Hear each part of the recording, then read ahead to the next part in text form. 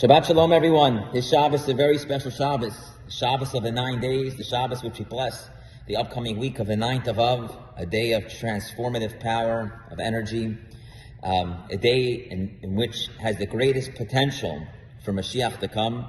And that is why this Shabbos is also called Shabbat Chazon, Shabbat of the vision. Because we read the Haftorah of Chazon Yeshayahu, the vision of Isaiah.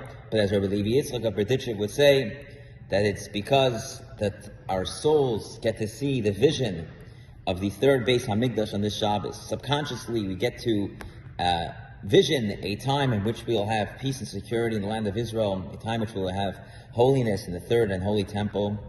And that subconscious feeling and look gives us the want and the need in order to get what we want, and that is to bring Mashiach.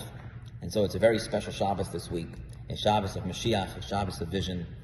It's also Shabbos, the beginning of the book of Deuteronomy, and the Shabbos, the book of Devarim. And in today's Chitas, today's reading, we have one of the most special readings and unique psukim that I find in the Torah portion, and it teaches about the idea of how much God loves us when we do a mitzvah, and how much even with seemingly a small mitzvah can protect us. And so Moses is going from one nation to the next, and God telling him, over here you shouldn't touch anything.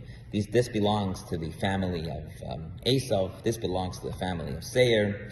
And then in today's Torah portion, in today's Aliyah, we get to the story of Og Melech HaBashan. It says, "Vayomer Hashem Elai al tira Esai." God tells Moses, do not fear him.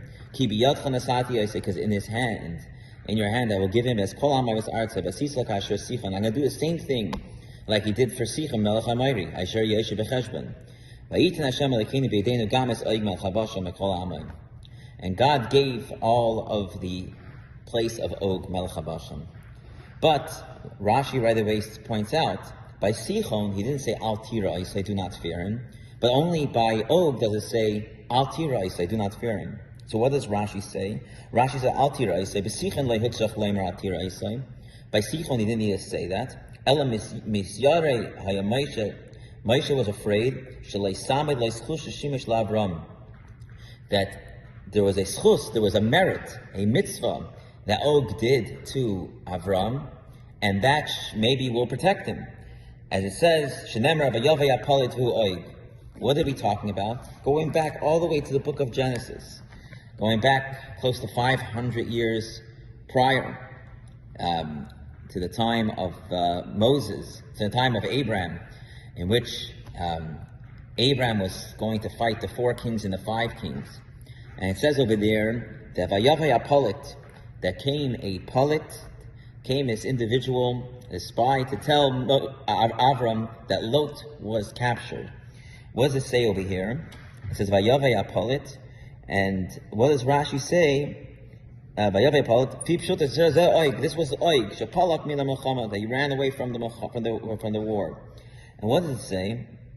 It says that why did Og want that Avram should go into war? It wasn't really to help him, but the Miskavin, it tells us one of the few places where it tells us what he was thinking. Miskavin, he was thinking, Shi'areg Avram v'yisa Sarah, that Abraham will go into war, and a Jew going into war, there was a good chance he was going to get killed, and he was thinking that Abraham will get killed, and then he'll marry Sarah. Sarah was one of the most beautiful women in the world. And so Og goes and tells Abraham that he should go into war because his nephew was captured, and therefore you better go and save him. But really what he was thinking was not that he wanted to save Lot, but he wanted that Abraham should die, get killed in the war, and then he'll be able to marry the most beautiful woman in the world at the time, Sarah. And so going back to our Torah portion of today, Moshe is afraid, Moses, the great Moses, our leader, is afraid that the merits of all the Jewish people is not going to protect them. But this one merit of Og's doing, which wasn't even a real merit, he was thinking he had bad intentions, but he had good actions, that's going to protect him. And the answer the Rebbe explains is yes. that Moshe was afraid that specifically this merit would protect him. And therefore God has to preempt it and say, Al tira Isai, do not fear him, because I'm going to do the same just like I've done to the others.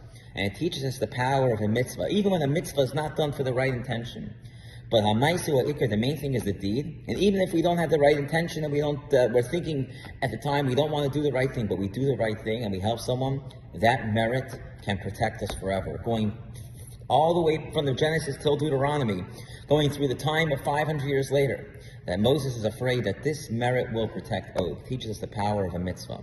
And so as we go into the Shabbos of the vision, the Shabbat of the vision, Shabbat Chazon, we should add in one more mitzvah. That one more mitzvah can change over this entire world. That merit that seemingly could be something very small could transform an entire nation and could bring the final mitzvah that's needed to bring this holy vision into fruition, the coming of Mashiach.